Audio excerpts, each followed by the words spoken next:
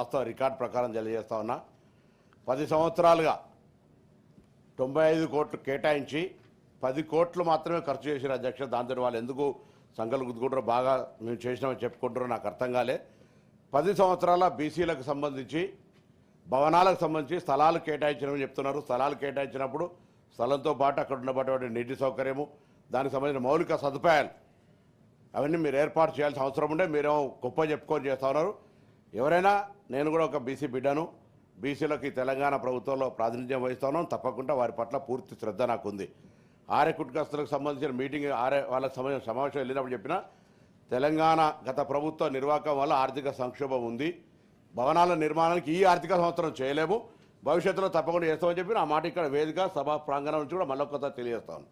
గౌరవ ముఖ్యమంత్రి గారు మొన్న కుర్మ సంఘ భవనాన్ని వాళ్ళు కొంత స్వయంగా చేసుకొని కొంత ప్రభుత్వం ఇచ్చిన ఈ 10 కోట్లలో వాళ్ళిద్దరు మాత్రమే నిధులు వినియోగించుకున్నారు.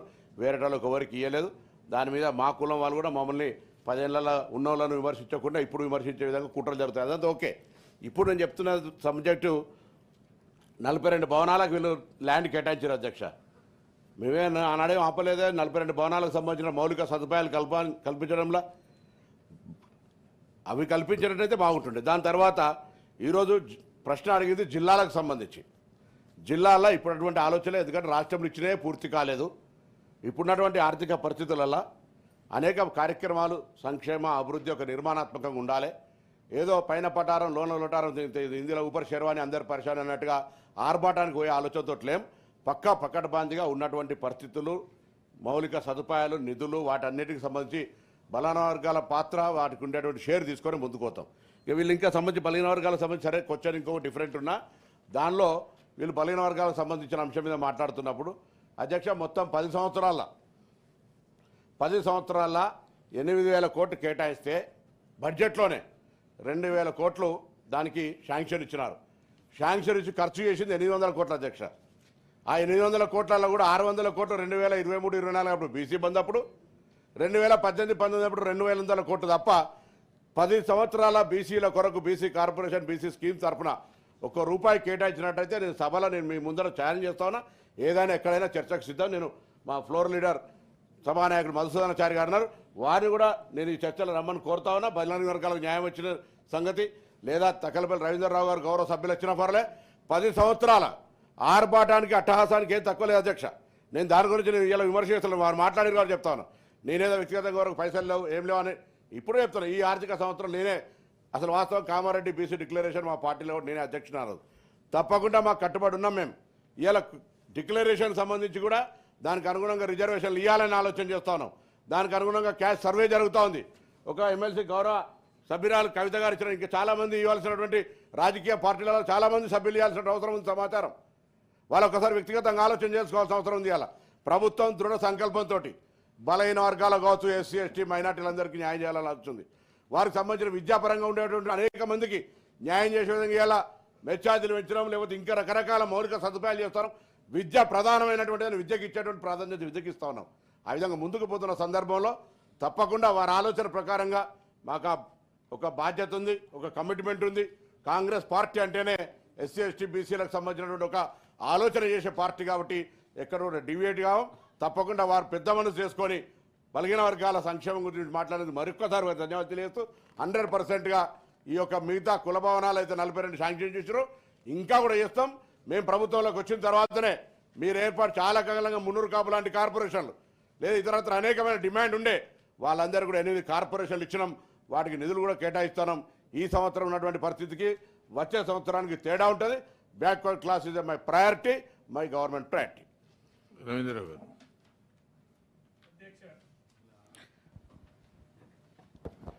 నేను మాట్లాడితే అధ్యక్షులు రెచ్చగొట్టినట్టు అనిపిస్తే అది పొరపాటు. అధ్యక్షుడు నాకు గొంతు అటువంటిది మీరు చూసారు, పార్లమెంట్లో కూడా మీరు చూసారు, ప్రత్యక్షంగా మీరు సహచర ఎంపీగా ఉంటుంది.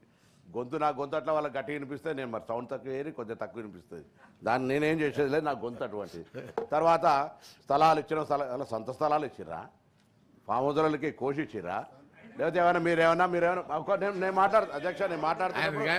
ఐఎమ్ నాట్ ఎల్డింగ్, నేను మాట్లాడుతున్నా. జవాబు చెప్పిన తర్వాత చెప్పండి.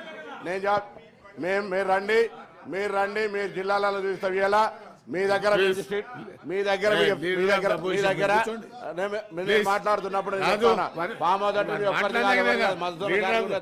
అపోజిషన్ కి ఇస్తా నేను ఏమడుగుతున్నా ఇవే ప్రభుత్వ స్థలాలు, ఎవరు సొంత స్థలాలు కాదు ఇవి. నేను మళ్ళీ కూడా చెప్తాను, ఇవాళ మేము మా దగ్గర జిల్లాల సమర్థవంత బలహీన వర్గాల నాయకత్వం ఉంది కాబట్టి మా జిల్లాలో ప్రతి బలహీన వర్గాల కులానికి స్థలాలు ఇప్పించుకున్నాం, భవనాలు, హాస్టల్ నిర్మించుకున్నాం. మీరు చేసుకోలేకపోతే అది మీ పొరపాటు కావచ్చు. కానీ అడిగినటువంటి ప్రశ్న జిల్లాలకు సంబంధించి భవనాలు నిర్మిస్తున్నారా అని అడిగినారు.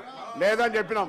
చెప్పే సందర్భంలో ప్రశ్నకు జవాబుకు అనుబంధంగా వారు అడిగినటువంటి ప్రశ్న మొత్తం రాష్ట్ర వ్యాప్త అంశాలను ప్రస్తావించినప్పుడు నేను ప్రస్తావించిన తప్ప నేను అనవసరంగా ఎదురుదాడి చేసే ప్రయత్నం చేయలే.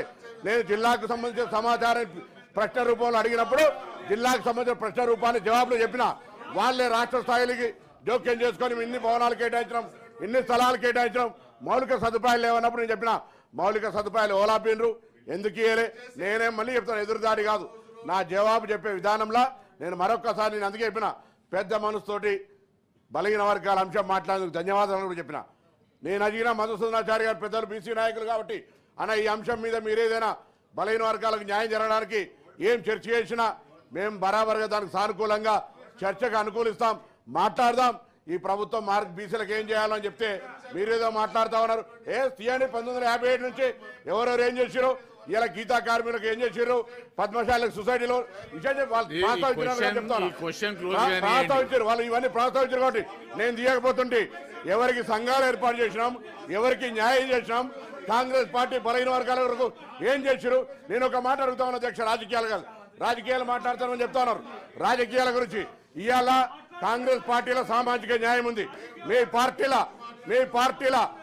పార్టీ అధ్యక్షుడు, వర్కింగ్ ప్రెసిడెంట్, శాసనసభ పక్ష అందరూ ఒకటే ఉన్నారు కదా అధ్యక్ష. ఒకటి ఎస్సీలకు ఇవ్వండి, ఒకటి బీసీలకు ఇవ్వండి, అప్పుడు మీరు ఆదర్శవంతంగా నిలవండి. అదేం చేయకుండా ఊరికేనే మాట్లాడి ఎదుటి వాడిని కాంగ్రెస్ పార్టీని విమర్శిస్తే లేదా మా ప్రభుత్వాన్ని మాట్లాడేటువంటి పరిస్థితి మంచిది కాదు. నేను ప్రశ్నకు కన్ఫర్మ్ అయి చెప్పిన, మీరే ప్రొవోక్ చేసి మీరు ఏదో మాట్లాడి రాష్ట్ర స్థాయిలో కనీసం నన్ను వ్యక్తిగతంగా వాళ్ళకి పైసలు ఇయ్యా లేవుపో అని మాట్లాడినటువంటి మీరు రెచ్చగొట్టి మీరే ప్రొవోకేషన్ చేసి మళ్ళీ నేను చెప్పిన మాట వాస్తవం. ఈ ఆర్థిక సంవత్సరంలో మీకు కుల సంఘాలకు సంబంధించి ఆర్భాటంగా నేను చెప్పిన ఊపర్ శర్వాణి అందరు పరిచయం అన్నట్టుగా ఊరికేనే ఆర్భాటం చేసినారు తప్ప ఏం చేయలేదు. దాన్ని చేసే బాధ్యత మాది అని మళ్ళీ సభలో చెప్తాను. కానీ దయచేసి దాన్ని ఏదో మాట్లాడిన బయట వేదికల వాళ్ళ కుల సంఘం మీటింగ్లో మాట్లాడిన దాన్ని తీసుకొచ్చి ఇక్కడ వేదికల సభలో పెడితే ఇది మంచిగా అధ్యక్ష. నేను మళ్ళీ చెప్తాను, బరాబర్ ఇచ్చిన స్థలాలు వాళ్ళ సొంత స్థలాలు కాదు,